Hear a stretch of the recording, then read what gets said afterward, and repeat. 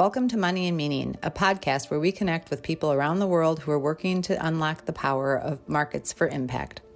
I'm Kristen Carlson-Vogan, Senior Director of Community and Partnerships at SOCAP Global. This podcast series is hosted by SOCAP Global and the Sorensen Impact Institute. SOCAP Global convenes the largest and most diverse community in impact through live and digital experiences that educate, spur conversation, and inspire investment in positive impact. We work under the leadership of the Sorensen Impact Institute, which helps organizations achieve their impact vision. The Institute is proudly housed at the University of Utah's David Eccles School of Business. Each episode of Money and Meeting features stories of amazing people who are leveraging the power of capital markets for the betterment of people and planet in a just and sustainable way. Despite clear evidence of their potential, nature-based solutions remain underfunded, often due to concerns about long timelines, uncertain returns, and limited investor confidence. Recorded at SOCAP 25, this conversation explores how innovative financial models, like outcomes-based financing, can overcome these hurdles by translating long-term ecological and social benefits into near-term investable outcomes. Hear real-world examples from leaders in the space to learn how effective financial design can catalyze impact for people and planet. Enjoy the conversation. Hi, I'm Janice Stepno. I'm Managing Director at the Institute. I lead our Impact Finance team, and I'm co-lead of our recently launched Nature-Based Solutions Investment Initiative. And with me today, I have Zach Knight, who is the CEO and co-founder of Blue Forest, Kat Burns, who's the Interim Managing Director for NatureVest, and Dan Winterson, who's the Program Officer at the Gordon and Betty Moore Foundation.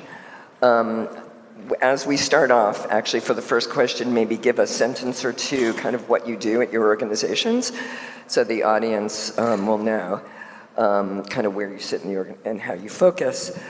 I think first we'd like to do is really sort of level set. What do we mean by nature-based solutions, and what do we mean by innovative finance and outcomes-based financing? And so I'll start off a little bit. So I'm going to be both a moderator and also participating in some of the discussion where it makes sense. And then from our perspective, we really think about nature-based solutions quite broadly. And we really align with the International Union for Conservation Finance's definition of any action to protect, sustainably manage, and restore natural or modified ecosystems, resulting in ecological and social benefits.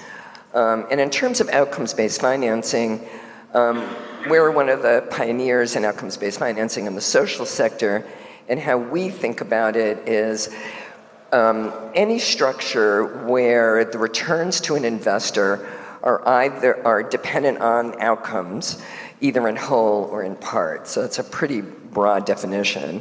But I'd like to start with our panelists. Maybe Zach, will start with you, and say a little bit about what Blue Forest does and how you think about nature-based solutions and outcomes-based financing. And this is going to be structured as a discussion.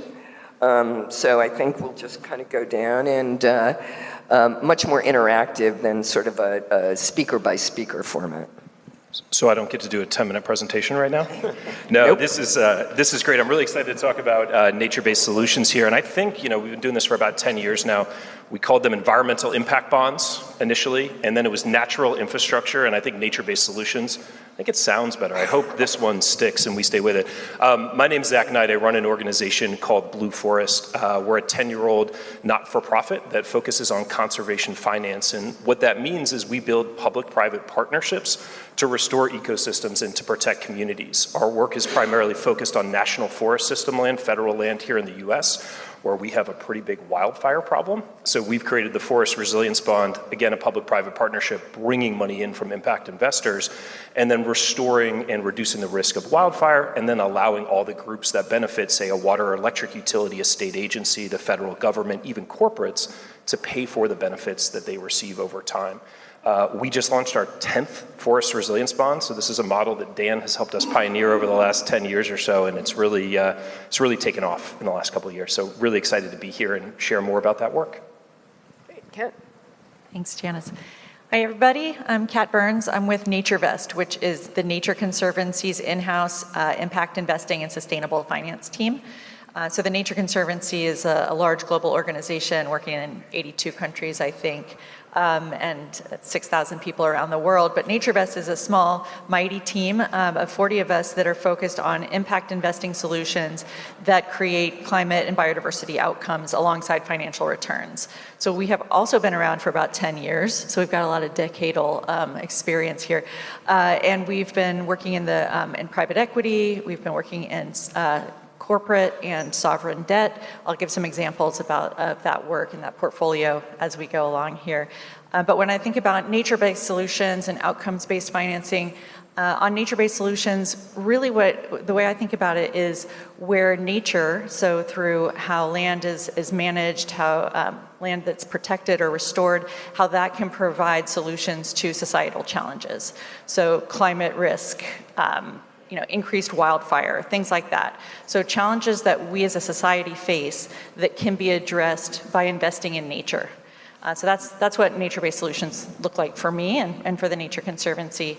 Outcomes-based financing, I think these two have already pretty much nailed it. Anytime you've got a return that's tied to the delivery of an outcome, outcomes that are agreed upon in advance and that are built into into the agreements for your whatever your financial structure is. So I'll leave it at that and turn it over to Ben. Thanks. And you all did such a good job defining those terms. I can just introduce myself. I'm Dan Winterson. I work at the Gordon Betty Moore Foundation. Some of you may be familiar with the foundation, started by Gordon Moore about 25 years ago. We focus on two main areas, environmental conservation and science, and I believe we're the largest private foundation focusing on conservation. I do a couple things at the foundation. I manage our Bay Area conservation portfolio and also our program-related investing portfolio. Everything the foundation does is outcomes-based. As Zach knows, if you get either a grant or investment from the foundation, the core element of that is the outcome table that defines what's going to be achieved. And I think you all define nature-based solutions well. I'd say it's my favorite type of investing because everything that you do that's a nature-based solution, almost by definition has to be creative. Because traditionally, conservation or environmental restoration is a negative proposition from financially, right? If you're taking a forest out of production, out of timber production, you're forgoing money. If you're restoring a wetland, you're spending a lot of money. So how do you promote nature while still having a successful financial model? And it really forces creativity and innovation. Great, thank you. And Dan, to start with you, we'd like to have a discussion among our panelists about what has worked and what hasn't. But Dan, you in 2014 did sort of one of the first surveys of the conservation market. And here we are 11 years later, math serves me correctly. What have you seen, what has changed? What has worked, what hasn't worked from your broad perspective? And then I invite the other panelists to also, from their experience, to see what has worked and what hasn't worked. And we'll spend some time on this issue because I think this is one of the most informative things for the audience is what are the lessons learned from what we've been doing for the last 10 years? Yeah, it's amazing how far I think the general category in the field has come in the last 10 years. We don't lack for kind of buzzwords, but I agree with Zach. I think nature-based solutions is a good one. Back in 2014, when I started doing a lot of our program-related investments, I felt like I was being approached by tons of different funds who had some kind of green angle to their returns. And looking around, there had been no systematic inventory of what was out there. What kind of models worked, who was doing what, how big was the sector. So we formed a team and tried to take a look at that, and then tried to improve that a couple years later with a more in-depth survey. I think that the challenge, and this is going to be a very basic and obvious framework, but bear with me because I think it's more challenging than it seems, is you need to have the impact. You need the theory of change and the science to support the actual outcome. And you also need a business model that's going to work. And those two things seem really obvious, but I think all of us naturally come at that problem from one of those two angles and have trouble seeing the other. And so I think early on, especially if we were working with people coming out of the science or conservation field, they'd look at a given problem and a nature-based solution and say, can't you see that restoring these wetlands is worth $5 billion in terms of flood protection, right? There's the academic papers, it's clear. But it doesn't really matter if you don't have a business model where someone's willing to pay for that. On the other side, and certainly in our investment in Blue Forest and others, we'll be working with a lot of traditional commercial investors who will be very savvy in terms of evaluating business model or management team, but then kind of don't pay any attention to the impact and think, well, as long as the organization has green in their name or conservation in their name, it's all impact. What do you mean, what's the impact, right? But really thinking about what's the additionality, and that's something I do think has changed, right? I think there are now finance professionals that have been doing this for a decade, right? And there are also people that came from the conservation space that have learned a lot more about investing in general and business models. I would just jump in and say I was a business school student just over at Berkeley when this paper came out, and it was one of these incredibly inspirational things that actually brought my network together. My founding board member, who actually really had the idea for the Forest Resilience Bond 2 decades ago, was one of the authors of this paper, and it helped bring us together. So I can't say enough about the impact here. In terms of what's changed in 10 years doing this, I came from a finance background, and I don't say investments because I worked on a trading floor and I was a sell-side bond trader, right? I did securitization, I worked as a bond trader for a handful of years. So a really good skill set there. And one thing I realized as I came to this space is people go to folks like Dan, and the first thing they do is they don't have a theory of change, which is shocking when you're like, well, if you're trying to raise impact capital, that's a very basic thing that you're going to need. The other thing that stood out to me is that they don't treat program-related investments or the investors behind them as institutional investors. And I think if we start to treat this catalytic capital as institutional investors, Dan will tell you, I don't miss a bank statement, I don't miss a compliance certificate on my loan. These are things that you just do in the finance world that hadn't made its way into the conservation space in a meaningful way. So professionalizing the investment, whether it's commercial investing or below market rate catalytic investing that Dan is talking about, treat those investors the same way, and I think you're going to have really good outcomes. The other thing that Dan mentioned was reports going on shelves. I am not a scientist. I made it to business camp. That's as far as I got in my academic endeavors. But I work with a lot of academics now who have been writing reports for years, and they never see their science applied.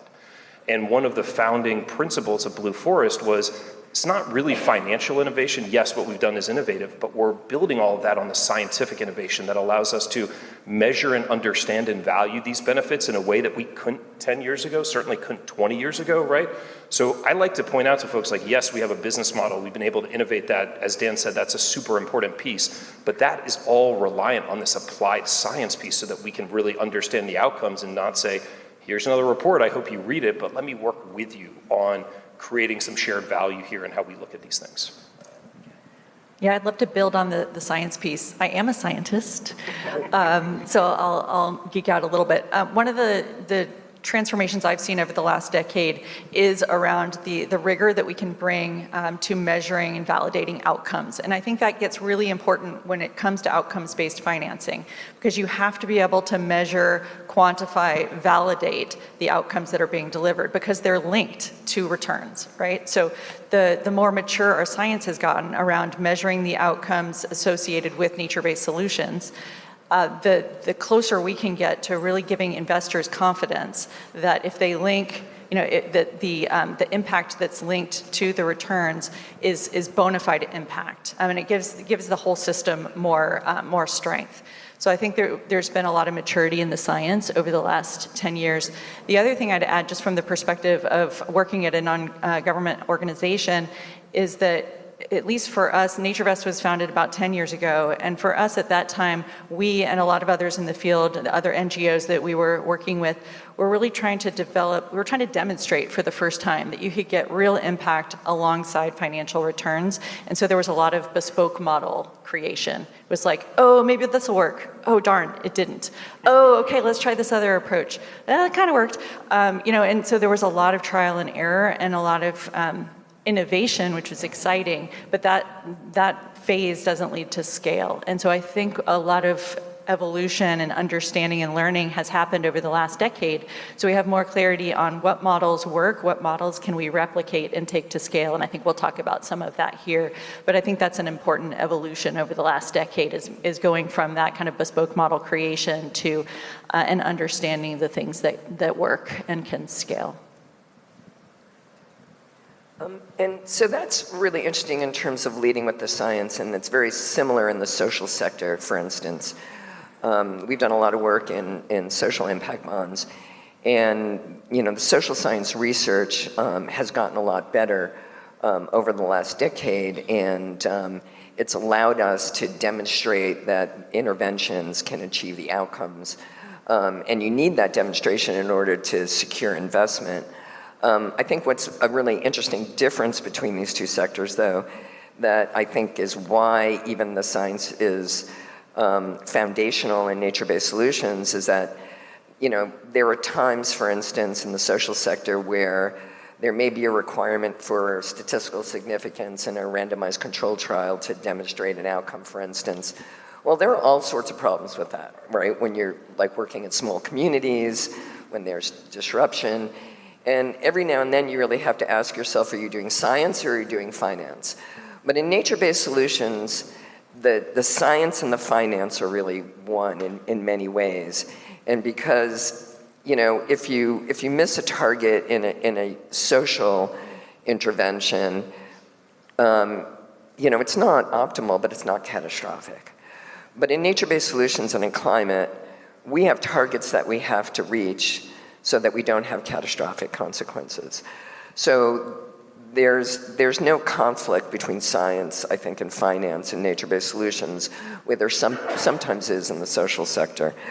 But I'd also like to think of and find out what's your example of a structure financing mechanism that has worked and could be scalable, and one that hasn't.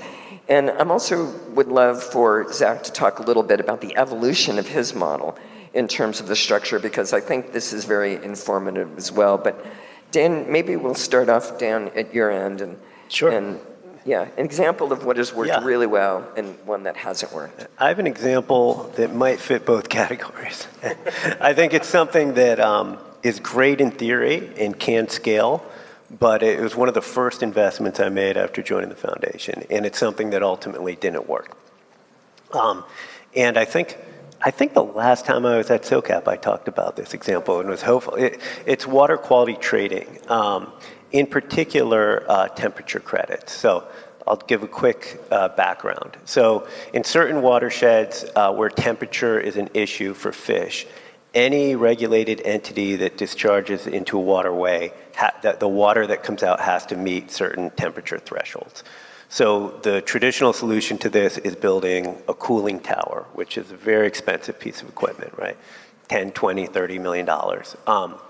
So the innovation here that one of our partners came up with is, can we restore the stream banks of these waterways, plant trees, and shade the streams and rivers?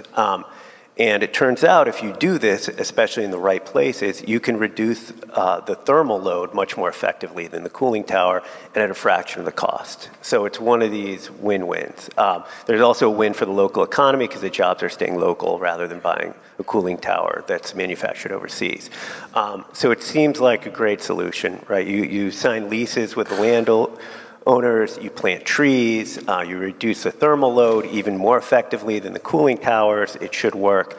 And our partner got this approved, was selling credits to companies, to wastewater treatment plants, really took off.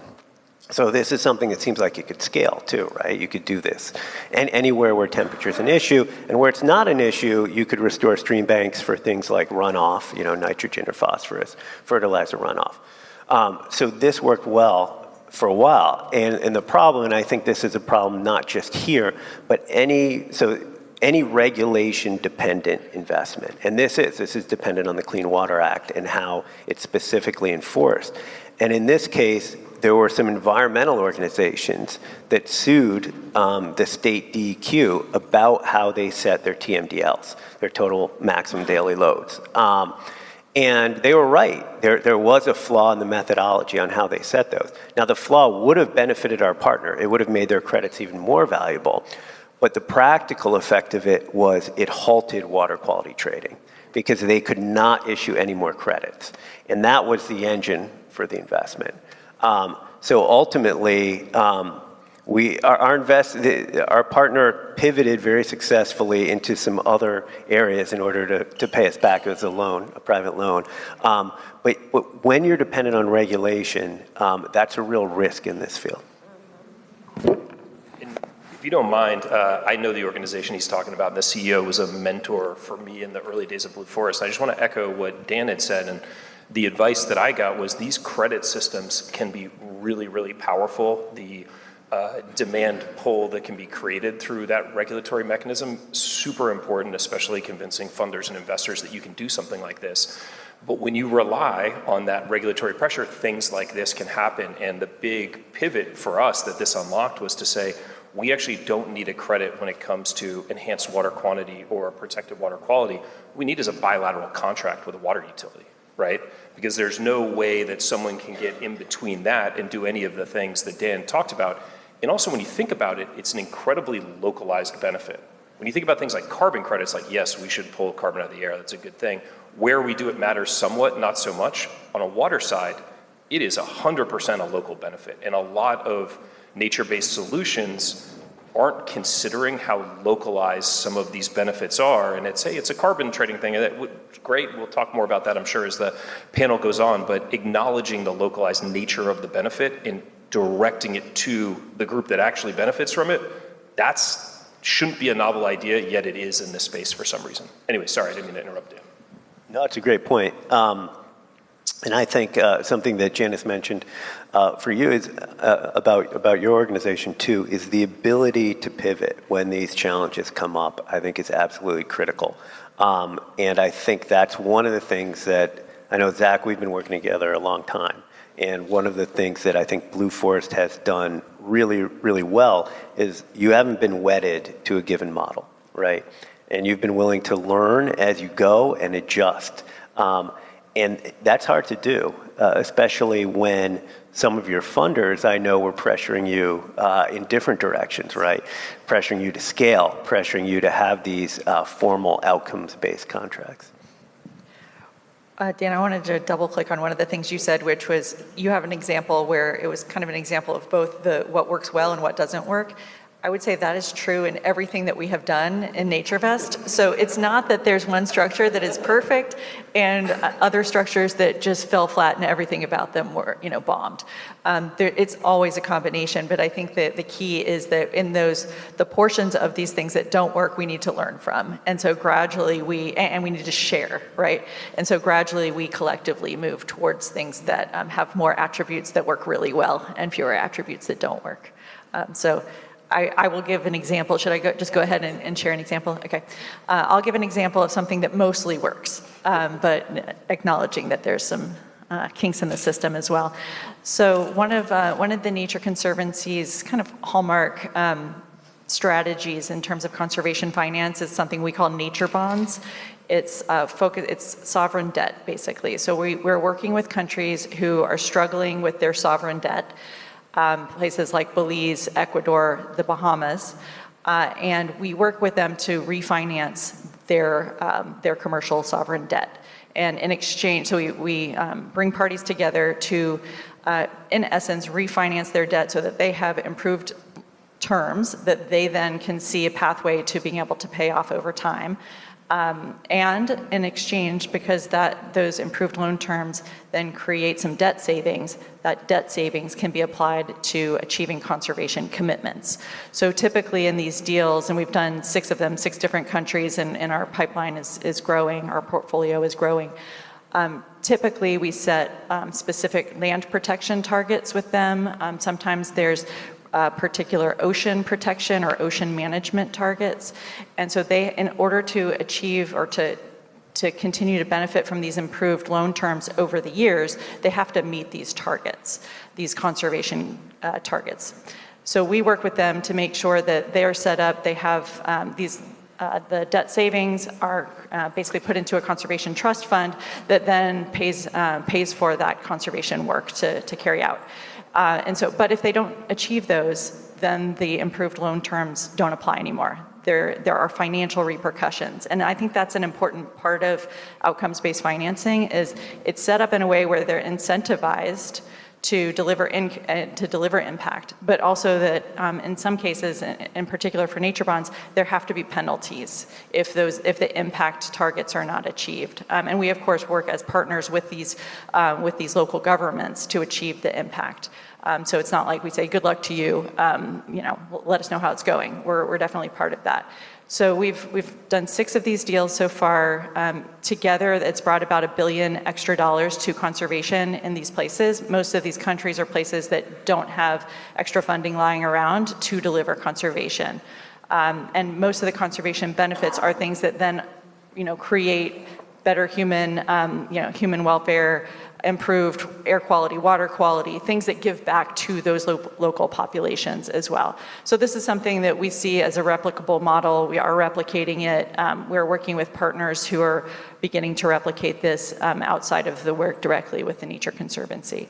So that's one example, I think, of a scalable model that works fairly well.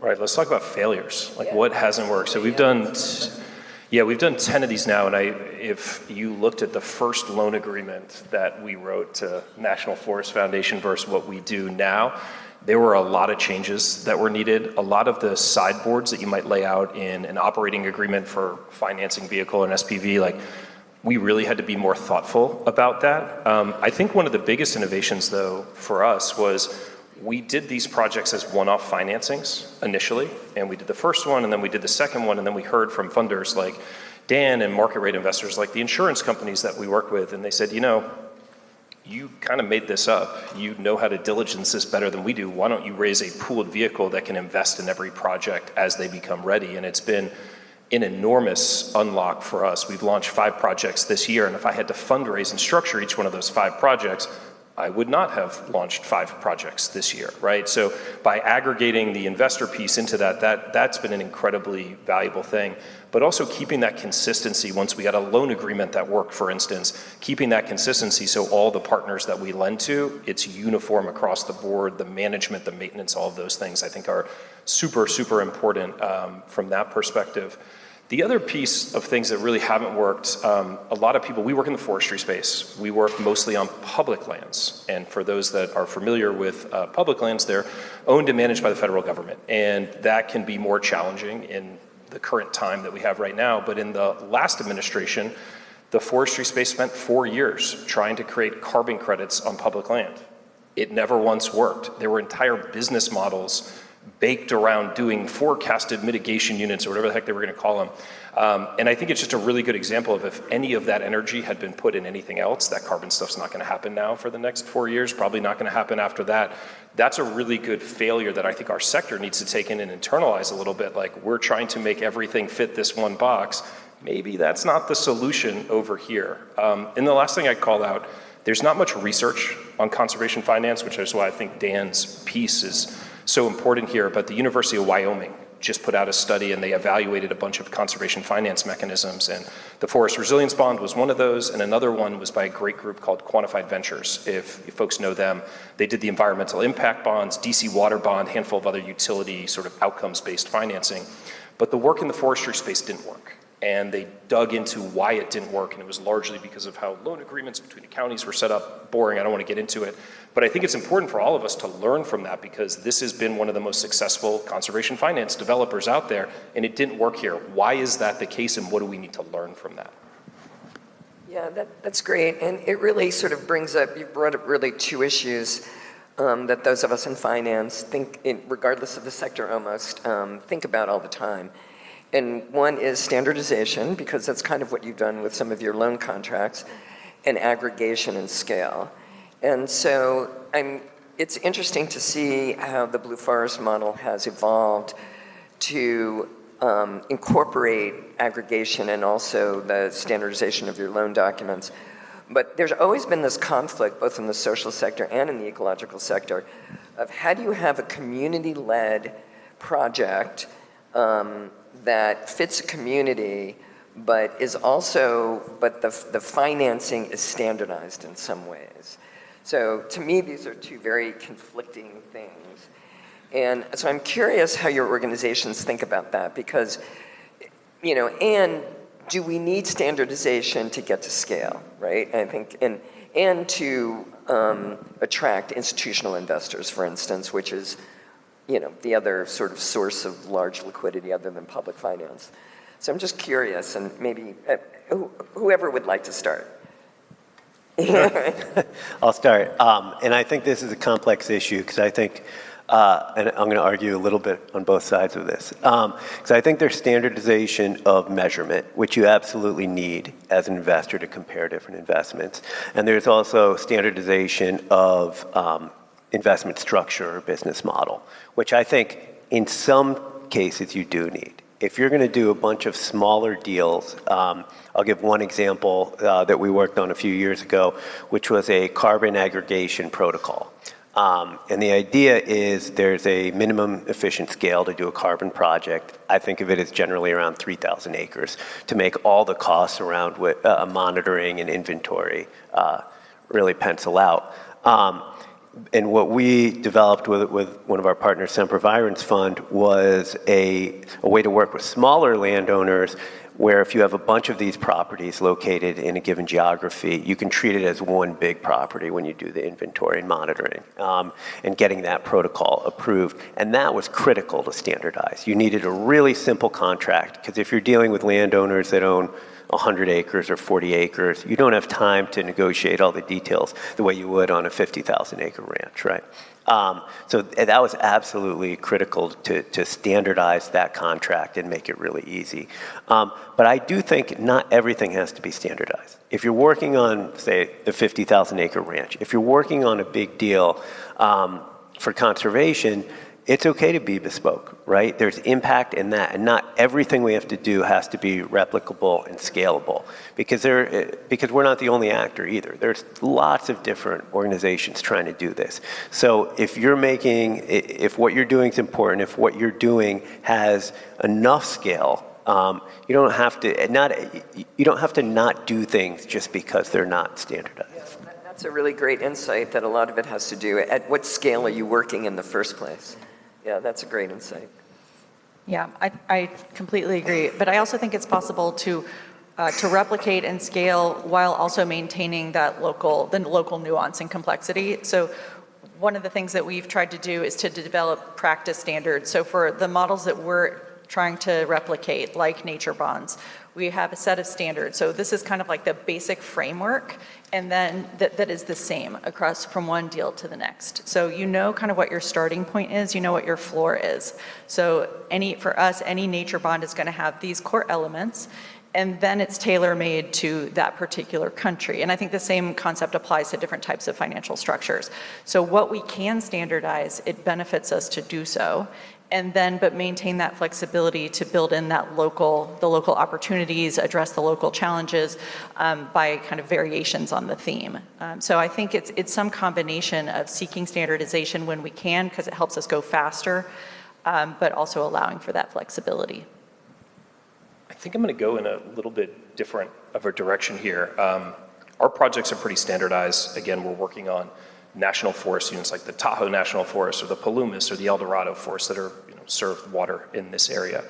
And what allows for scalability in our work is actually social license. That's probably the most important thing, because to restore our forest to a natural density, you have to get into the forest, you have to cut down some small trees, you have to start fires. That smoke ends up in around people's homes. It is protecting them. It is a good outcome that we want to see in this case, but it doesn't feel natural, especially if you're doing this up in Tahoe and it's like, oh man, that's my third home. I only get to come here on the whatever. Sorry, I don't have a third home in Tahoe. But if I did, I'd be really pissed that there's smoke around my home on the weekend. So only burn during the week. Just kidding. But you know, it's some of those pieces of it are really important. And when you think about who's going to do the best work in the woods, it tends to be local people working with a local rancheria or a tribe that has been doing this not for 4 generations or 5 generations like everyone in California has talked about, but like 100 generations. And that traditional ecological knowledge of how forests have been managed in the past really successfully is absolutely something that we need to bring back. And at Blue Forest, we're never the local organization. We are always partnering not with like a big NGO like the Nature Conservancy, but the South Yuba River Citizens League that nobody here has ever heard of, because they're a part of that local community. And when we do our NEPA or we do our CEQA, which is the environmental planning along with these, we don't get comments, we don't get objections, we get positive comments on the project because the community has been engaged, and it lowers those barriers to do work at the scale that Dan is talking about. And I think that's the most important thing. When you look at how we manage public lands, we don't have enough money, and we do these random acts of conservation everywhere that don't get to the scale of work you need to see real meaningful benefits for downstream water agencies, utilities, state agencies, other groups like that that really care about this stuff. I think you've also, there's certainly some standardized elements of what you do, right? And the Yuba 1 project looks a lot like the Yuba 2 project, but you know, the most recent time that we worked together, now you're doing it on private lands in a whole different landscape. And I'm not saying there's nothing transferable, but I wouldn't think of it as a standardized product, right? It's a lot different. It's a lot of business development that you have to put in to structure these different situations. That's great. So where do you think the opportunities are to scale outcomes-based financing and nature-based solutions? Is it forests? Is it water? Is it agriculture?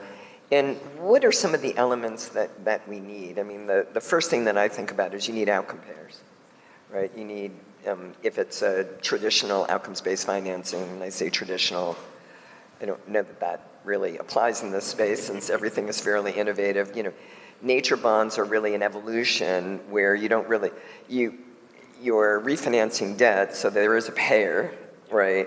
But they're not necessarily making a payment for an outcome the way the forest resiliency bonds, you know, were first engineered, and the way most social impact bonds or environmental impact bonds are structured.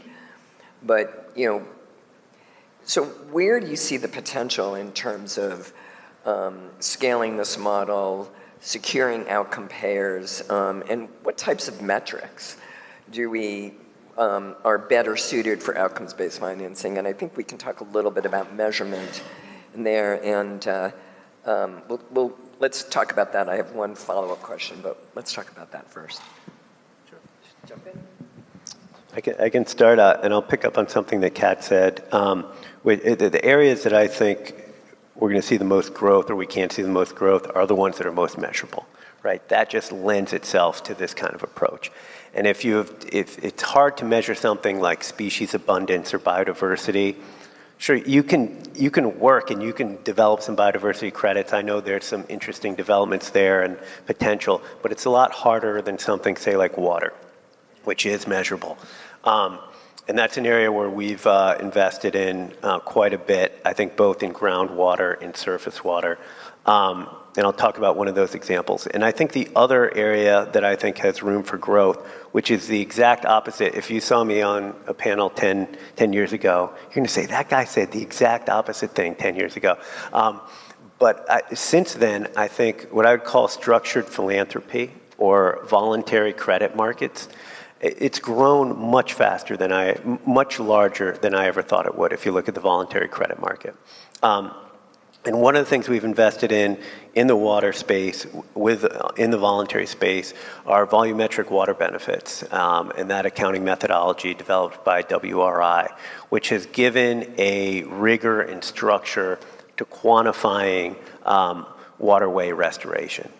And I don't think this is going to be a panacea where we're going to pay for every single restoration project we need through this. But one of our partners in particular, River Partners, has done an amazing job of structuring these projects, packaging them together, and selling them to corporations, especially companies that have data centers that use a lot of water and want to offset their footprint. So again, it's not, and it doesn't seem like that. That's why 10 years ago I would say, I don't want to waste my time on voluntary markets. We need compliance markets, or we need enterprise models that can succeed without any kind of legislation. But these voluntary markets, there's real money being put to work now, and I think taking advantage of that, seizing that, and getting actual work done is a real opportunity now. I think, so a lot of what you said is exactly what was on my mind. I think being able to really measure well the outcomes that are being delivered is core to all of this.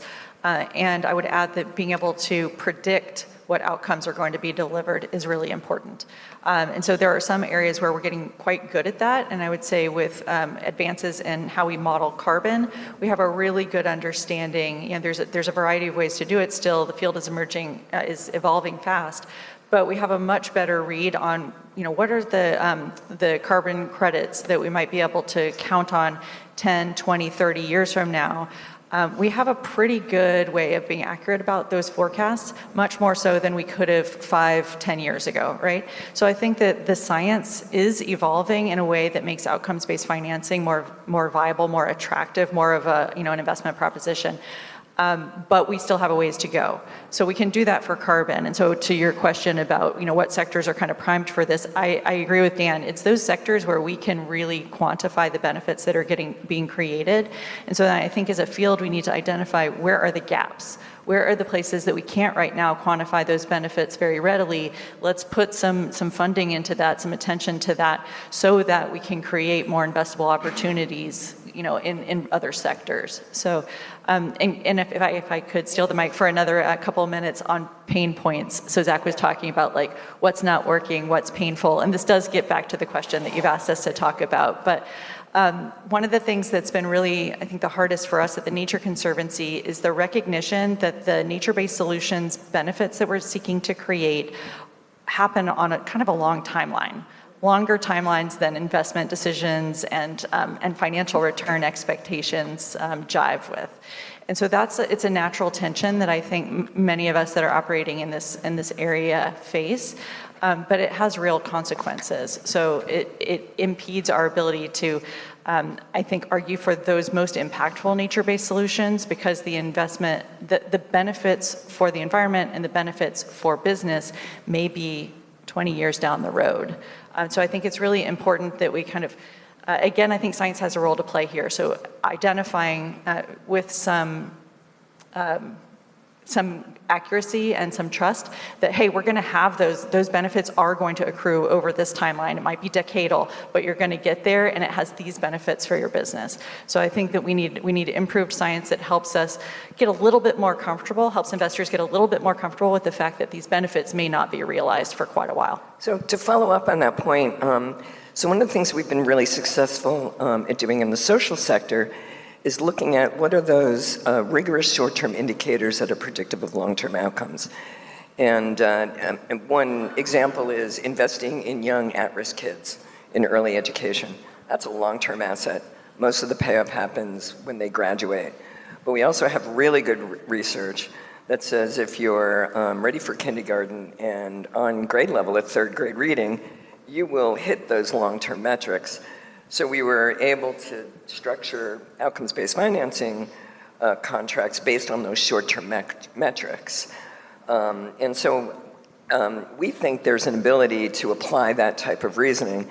And one of the first things is, what are those science-based short-term indicators that are predictive of longer-term outcomes in each of the sectors? And it's some of the research that we're hoping to do and then pilot, including some of these short-term metrics into outcomes-based financing contracts. And so I think the other opportunity is to stop monetizing the social outcomes and social co-benefits directly and explicitly in nature-based solutions, where you might have in carbon credits, for instance, you might have higher payment amounts because of the co-benefits, but it seems like there's really some money being left on the table for those social outcomes that can be measured and quantified. So I think there's some opportunity there to take what we've learned in the social sector and apply it in the nature-based solutions sector. But, yeah, I was going to say there's a lot of overlap too. I want to double click on Dan's point about water, and then I think a good mix of social and environmental could be things like wildfire smoke, right? In terms of the human health impacts and some of that, so we can touch on that. So Dan said water. Why did Dan say water? Well, water is a scarce resource in California. About 65% of our developed water supply in California actually comes from snowpack and the Sierra. So the water comes from the forest. Not everybody knows that. That snowpack in the Sierra holds more water on an average year than every reservoir in the state of California combined times 2. So when we use the term like natural infrastructure, why does it matter if our forests are healthy? That is where our water comes from. And one thing we've thought a lot about is that if a proven environmental intervention is effective, we've focused on wildfire risk reduction and ecological restoration at Blue Forest, public lands and private lands, as Dan mentioned. We actually believe any proven environmental intervention that requires this multi-stakeholder solution would really use the same financing model, right? We set up a project-specific SPV, people lend to that, there's different outcomes, buyers, contracts, however you want to talk about paying into some of that, and we've started to do this in the riparian restoration space as well, and I could see it, sort of going on from there. In terms of benefits that we're not monetizing, I already talked about carbon. We work on public lands. It's not an option for us at the moment. It probably won't be in the future. But we did a great study with the California Council on Science and Technology related to wildfire smoke.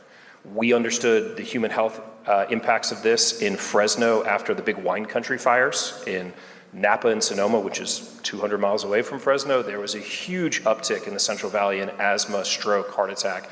And that was from particulate matter in wildfire smoke. So we know that it's bad. What we didn't have at Blue Forest that the California Council on Science and Technology had was a model that could tell us where the smoke is originating from when wind is blowing in certain directions, which cause certain fire behavior to happen. So we kind of know where it's going to go from. So we don't have a single dollar from the health insurance space or the healthcare space in any of this. But if I got just 1/10 of 1 basis point of healthcare money into the forestry space, it would be more money than we've ever seen. Forget the Inflation Reduction Act and the bipartisan infrastructure law and any of that. Like, this would be orders of magnitude larger than that. So it's worth doing even if we haven't been successful yet, I think. Yeah, and that's something that we actually have been very successful in the social sector, is monetizing those health outcomes. And so I do think there's an opportunity to revenue layer and make some projects that don't pencil actually pencil. Well, please join me in thanking our panelists, and thanks very much.